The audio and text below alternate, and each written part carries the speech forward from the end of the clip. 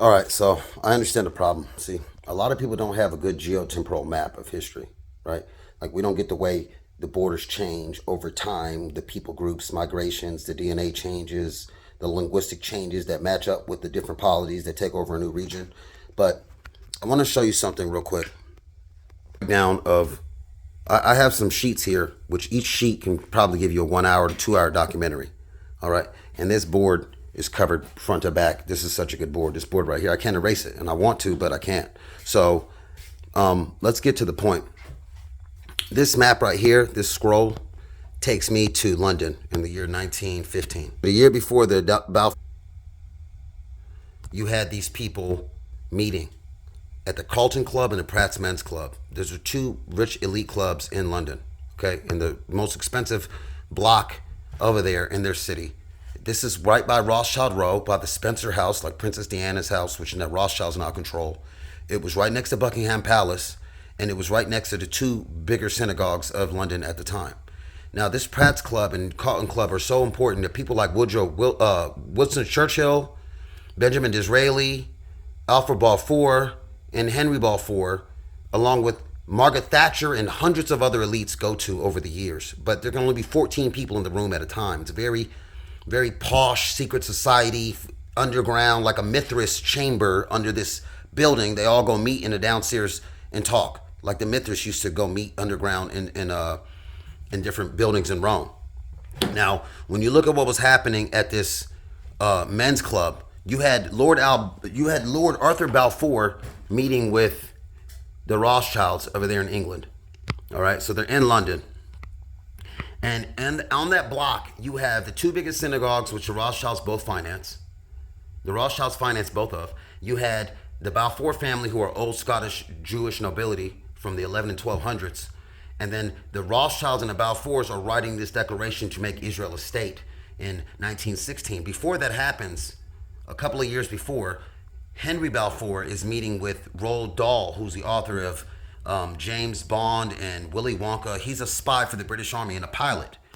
That spy is working for Henry Balfour, whose cousin is writing the Balfour Declaration with the Rothschilds. Okay? Now, those spy missions were leading to a lot of different things going on in Europe, Spain, Italy, and Germany, fighting for territories, while also a lot of the Spanish conversos went down to South America and started forming some of the early colonization states in South America. Now, let's get back to Balfour and the Carlton Club and Pratt Club. Now, Princess Diana's home was over here, but Buckingham Palace, they're right next to London, right in the same block. That block is no different than what was happening right before the Federal Reserve. Here on this board, you can see the Emmanuel Synagogue in New York City, right by Seneca, where they removed all the black people. They built up the richest area in New York, and then by Central Park. And in this area by Central Park, you have the Emmanuel Temple, and you have 1 block away the Rockefeller Council of Foreign Relations. You have right behind it, you have the Lotus Men's Club, which they call themselves the Lotus Eaters. And the Lotus Men's Club decided to make a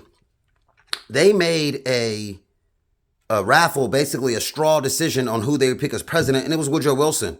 Woodrow Wilson becomes the president that signs the Federal Reserve. But behind that building, built by the Carnegies and the Vanderbilts, were the Emmanuel Temple and the Lotus Men's Club, right behind each other. The Lotus Men's Club had people in it that were future presidents, Carnegie elites, people like the Astor family were part of it. You have a lot of the richest people in the United States were all at that temple, or they were at that men's club. And that men's club picked who would sign the Federal Reserve laws. The Federal Reserve owners were all going to Emmanuel Temple. I'm not just saying that like, exaggerating. I'm saying that seriously. The Paul Warburg and the Warburg brothers and the Strauss brothers and the Lehman brothers all went to the Emmanuel Temple. The Rothschilds did too. And so did most of the top bankers of the United States. And now you have people like Zuckerman, the NBC, CBS, New York Times CEOs, all going there. Bloomberg went there. You have all the power of America going to the Emmanuel Synagogue in New York City. They make the Skull and Bones Club look like a Boy Scout club for children, how powerful these people are. Now remember, we're talking about London. The London Jews that tie into these Jews are the fact that the Montefiores married the Rothschilds. The Rothschilds are the Emmanuel Temple. The Rockefellers, who claim the same ancestor, Makir of Narbonne in France 1,200 years ago, and they both are connected to Knights of Malta or Knights Templars. The Rockefellers were at the Council of Foreign Relations 1 block away. The Italian consulate was 1 block away. You understand? You had the foreign agency was 1 block away. Emmanuel's right next door to Lotus Men's Club. So in that power circle, in a 0.7 mile square radius, you can have all these elites walking around calling consulates in other countries and controlling everything in the United States in 1910. You understand? 1910 and 1915. So we have 2 clubs, the Lotus Men's Club and the Pratt's Club, or the Carlton Club and the Pratt's Club, and the Lotus Men's Club, that are deciding which countries are going to get what name and who's going to invade and what people are going to be part of this spy organization. Or when you see the early intel community of London and America, which America's was started by the Rockefeller family in the Rockefeller building at 30 Rockefeller with the Center for Information Control, which was the earlier CIA. They were trained by the MI6 in Rockefeller building, and MI6 had an office at 30 Rockefeller, which is 2 miles away from Emmanuel, by the way. So that's how interconnected this network is. It's not a lot of people. Now, the Rockefellers are at Council of Foreign Relations. They're essentially long-distance cousins with the Rothschilds and part of the Templar network. Those hospitalers that they are working for and used to be the headmasters of in the 1700s work for the Vatican. The Vatican, which has the P2 organization, which is one of the major spying organizations leading to the whole Euro-nationalist movement and everything that led to World War I and World War II with Mazzini and Albert Pike. So going back to the Rockefellers, them and the Rothschilds are controlling America, but we always hear about the 4 robber barons. The 4 robber barons were Vanderbilt, Carnegie, Rockefellers and J.P. Morgan. Now, Carnegie and Vanderbilt were sitting here building Emmanuel Temple and the Lotus Men's Club and hobnobbing and working with in every kind of industry and making sure their monopolies stayed in power with the Morgans, the Rothschilds, and the Rockefellers. Okay, so we have Astor, Vanderbilt, Carnegie, 3 of the most powerful American families ever, all from Europe. And then we have Rothschild, Rockefeller, and J.P. Morgan, all from Europe. They're all controlling the United States from old money families in Europe. And we keep talking about what the United States is doing and what they're planning.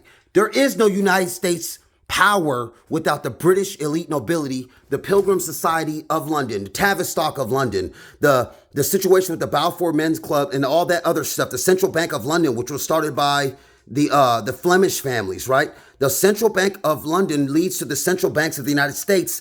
The shareholders of the Central Bank of the United States, the Federal Reserve, are all at that Emmanuel Temple. Strausses, Rockefellers, Morgans, Carnegies, Rothschilds, half of them are at the Emmanuel Temple. The other half are at the Lotus Men's Club or at the Council of Foreign Relations, all up the street from where they would later in the 40s make the Central Intelligence Agency forerunners, which is OSS and the CIO.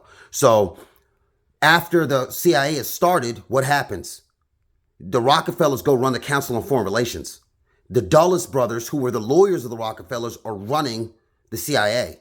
When the Rockefellers lead the Council of Foreign Relations, Dulles goes right into the Council of Foreign Relations to lead it.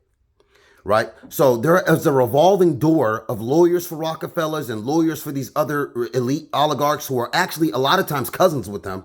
Right? While one's playing a lawyer role, one's playing a military role, one's playing a financial role. They have this hashed out for generations, right? They know their families a lot in life and what their plan's going to be in their noble circles. Now, the circle this ties into is pretty outstanding because every religion gets tied to this money network. The crypto Protestants like Rockefeller, Dulles, Bush, and Carnegie, they're part of this entire system. Rockefellers, Dulles, and Bush control our entire intelligence agency apparatus from the beginning to the end. From Prescott Bush to John Rockefeller, and then David Rockefeller telling Eisenhower we need an NSA, we need all these new agencies to control Americans. He told Eisenhower that at a dinner. Eisenhower said that once in a book. So we have the crypto Protestants. We have the crypto Quakers like Palantir CEO at Haverford College, Charles Marsh at Haverford College. William Penn was once the richest landowner in the world. And then that's why you see so many old crypto networks in Pennsylvania. You had the You had the Friends Society, who was moving slaves while also being slave abolitionists. They were doing double roles and infiltrating for missionary missions. You had the Jesuit